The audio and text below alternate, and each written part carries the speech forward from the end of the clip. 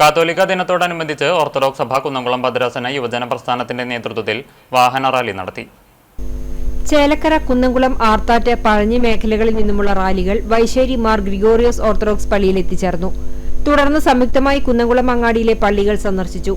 Arthat saint Mary's orthodox കത്തീഡ്രലിൽ നടന്ന സമാപന സമ്മേളനം കുന്നംകുളം ഭദ്രാസന സെക്രട്ടറി ഫാദർ ജോസഫ് ചെറുവത്തൂർ ഉദ്ഘാടനം ചെയ്തു. ആർത്താറ്റ് കത്തീഡ്രൽ വികാരി ഫാദർ VM സാമുവേൽ അധ്യക്ഷത വഹിച്ചു. Father Pulikottil Pathrose Kathanar, father Ajin George, Arthat cathedral സഹവികാരി father Joseph George, Arthat cathedral trustee Shaju PV, Arthat cathedral യുവജന പ്രസ്ഥാനം സെക്രട്ടറി മനീഷ് V മോഹൻ എന്നിവർ ആശംസകൾ നേർന്നു. കുന്നംകുളം ഭദ്രാസന യുവജന പ്രസ്ഥാനം vice president father Thomas Chandy സ്വാഗതവും യുവജന പ്രസ്ഥാനം സെക്രട്ടറി GOK വിൽസൺ നന്ദിയും പറഞ്ഞു. പരിപാടികൾക്ക് കുന്നംകുളം ഭദ്രാസന എക്സിക്യൂട്ടീവ് കമ്മിറ്റി നേതൃത്വം നൽകി.